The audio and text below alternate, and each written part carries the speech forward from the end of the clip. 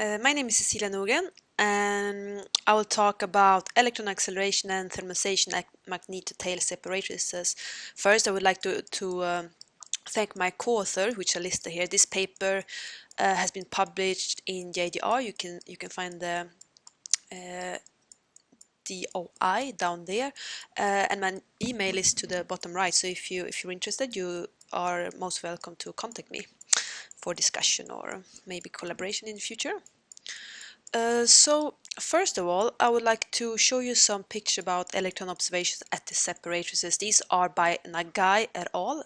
By Geotail, and they saw that during the connection, they saw high energy electrons going away from the X line, while colder electrons at slightly lower energies were moving towards the X line. And during magnetic reconnection, electrons can be accelerate to quite large energies. So this acceleration is known to take place itself both before, during, like in this case, and after the electrons have passed the separatrices or the X-line. And particle acceleration is sometimes velocity dependent. I'm thinking of thermal acceleration, for example. So even if perhaps the main acceleration has been shown to be done by the, especially at low guide fields, by the motional electric field, which is the reconnection electric field X-line,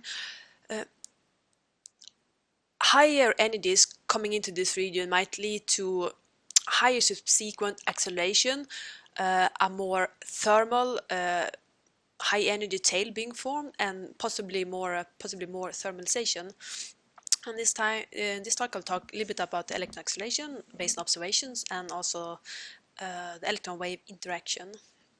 So this is a movie from a 2D PIX in cell simulation, a particle in cell simulation, and from top to bottom it shows the electron velocities in the x direction, the parallel electric field, and the logarithm of the density.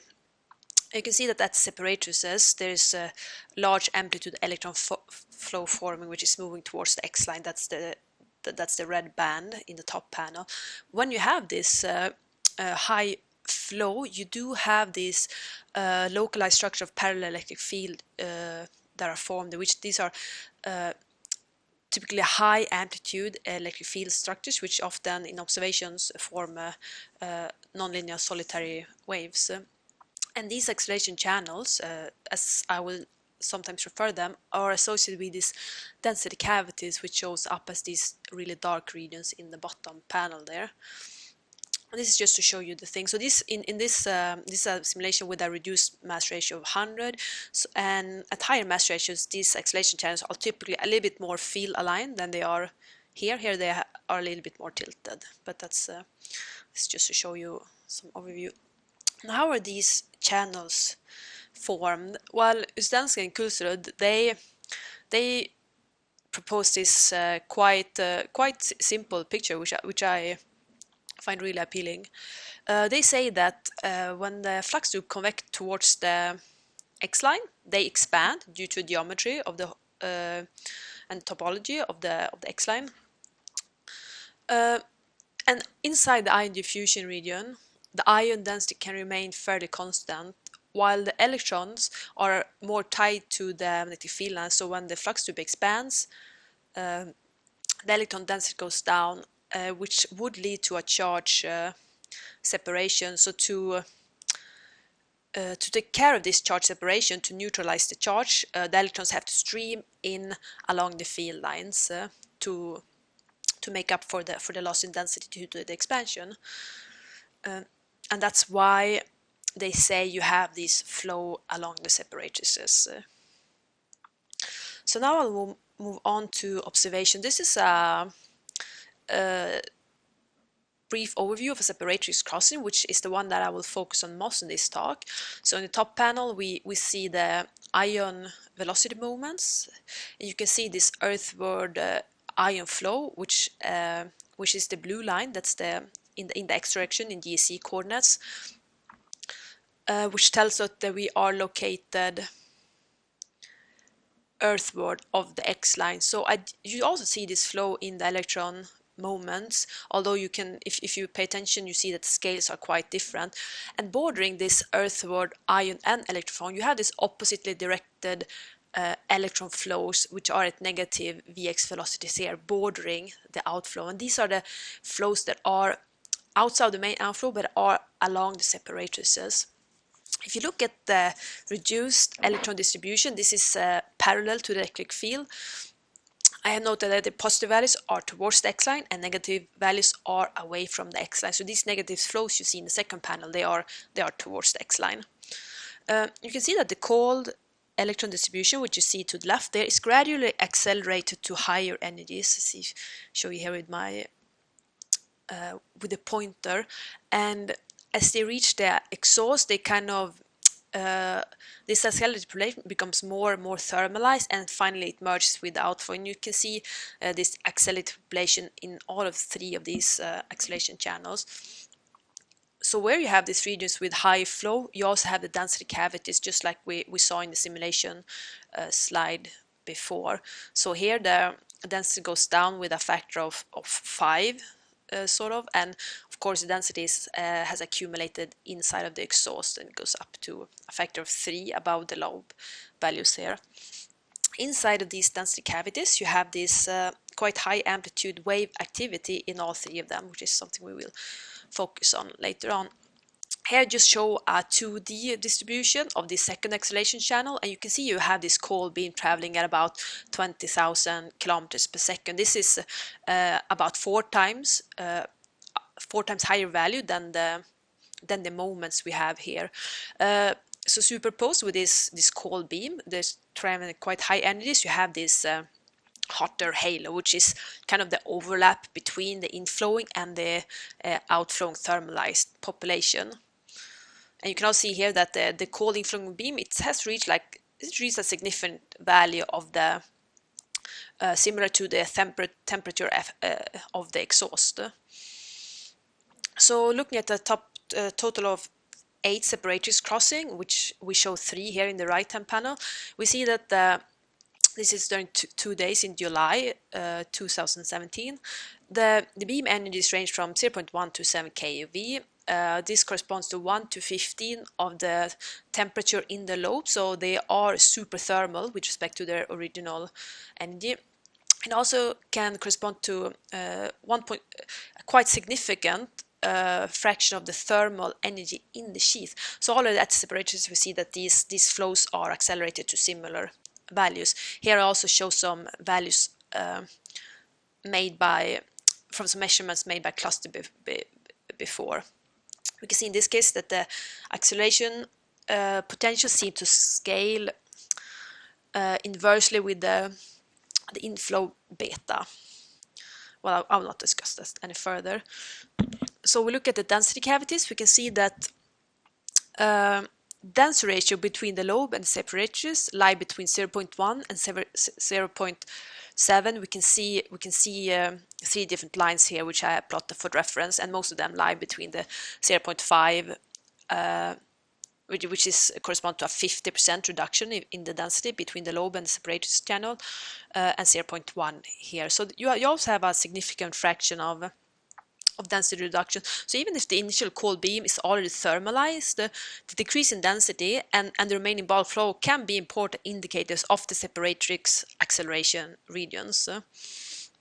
So I'll go on to show you some comparison to simulation before we start to look in detail at the crossing. So here is a simulation by Fujimoto et al. From 2014. Here in top panel we see the parallel electric field, and in the bottom panel you see the reduced electron distribution similar to what I showed in the observations along this green dashed line here, and the 3 regions 1, 2 and 3 are indicated here.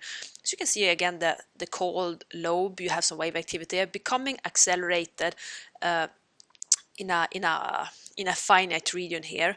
You see some in this index of electron trapping because this accelerated population oscillates, and when it overlaps with the outflow, it becomes thermalized. You can see this hole in the phase space, the electron phase space holes, and which are typically associated with this parallel electric field structures. So they call inflow becomes gradually accelerated towards the x-line and forms a cold beam. Like I've written here on the left, the accelerated beam is unstable to a streaming instability, and this leads to the formation of nonlinear electrostatic wave, and thereafter the cold beam interacts with waves it created and thermalizes.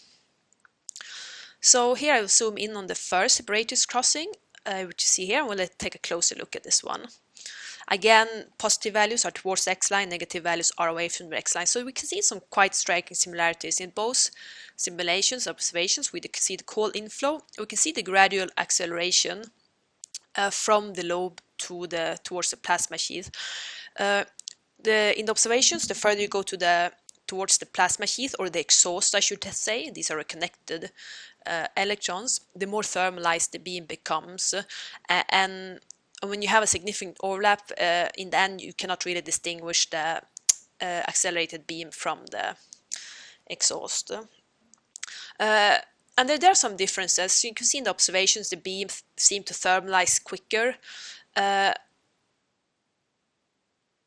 the overlap with thermal source is less distinct. I would also like to point out that the bow plot is taking a long magnetic field line, while in the observations we typically probably cross across the field line, so this can account for some of the difference perhaps. But also I would expect in observations you would have, in a 3D situation, you have more wave activity and probably more electrostatic thermals in general, so the thermalization we might expect it to be more efficient. So inside this region, I mentioned that we have this nonlinear wave activity. So in this case, we have 4 closely located MMS spacecraft. You can see an example of this highest peak, which is here, how the 4 spacecraft see similar fields. Due to this, we can compare the time delay between them, and we can get the velocity with which these structures propagate. So here I have plotted the phase velocities of a few of these structures where we actually see the same, we can identify the same structures of the 4 fields. And I plotted them as these stars here. So what can we see here? We can see that the phase velocities seem to scale roughly with the speed of the beam. When the beam has lower velocities, the phase speeds are lower, and when the beam, or maybe in this case one should talk about the remains of the beam or remnants of the beam, the phase velocity is higher, kind of lying on top of the thermal exhaust there. So the differences in speed might indicate that they have varying generation mechanisms, and also that they interact with different parts of the electron and potentially ion distributions. So to investigate what kind of instabilities can be active here, we solved the one-dimensional electrostatic dispersion equation. I have not plotted it here, but you can go to the paper for details there. So we have done it at 2 different times, indicated in the top right plot here at earlier times, at the later times. So at the individual dots show the data, while the solid line shows the fit to the data which we put into the dispersion equation. So early on, we find competing electron and ion electron instabilities. I would like to mention that this black line here are the ions, while the purple and blue are the electrons for the 2 different times. We use the same ion for the 2 cases. So the earlier times we have this thermal background and this quite cold beam. We get phase velocity at very low, kind of low phase velocities. Later on, when the beam is more accelerated, we get a higher phase speed, as we also observe. To the right here, we see the kind of the observed dispersion relation, and over this one we have plotted the solution to the dispersion equation. So we find quite good agreement between the real frequency, which indicates the phase speed. In both cases, we find a much higher growth rate for the later interval, where we have this faster but less distinct beam. This is due to the, I would say, quickness of the electron instability.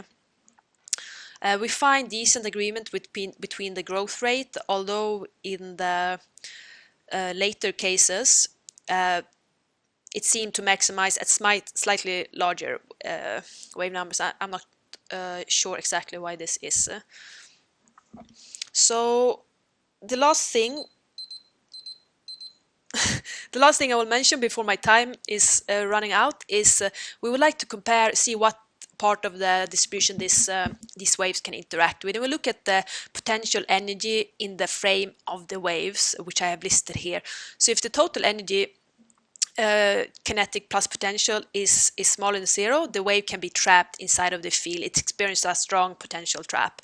If it's bigger, the kinetic energy is large enough so that the electrons can actually exit the structure. And we define the trapping velocity as the velocity given by the maximum potential, and potential is integrated from the electric field. And we have the distance due to the phase speed. It is illustrated here, and here are some observations of the similar thing by Moser et al. 2018. So the trapping velocity in the observation spans from this place there to that place there, and here we have included it bounding the phase velocities. So what we can see here is that the trapping range covers a large range of speeds, including a large part of the beam. This means that the wave electric field can interact efficiently with a large part of the electron distribution. So some of the beam wave interaction I have sort of made here, or here's some remain plot in the bottom there. So the low population becomes gradually accelerated towards the x-line and forms a cold beam. So this beam is unstable to ion electron and electron stream instabilities, which generates waves. And the waves' amplitudes are large enough to trap a large part of the beam, aiding thermalizes. It is similar to what we saw in the observations. Here I will leave you with the summary and conclusions, and I would again like to thank all collaborators and all MMS teams.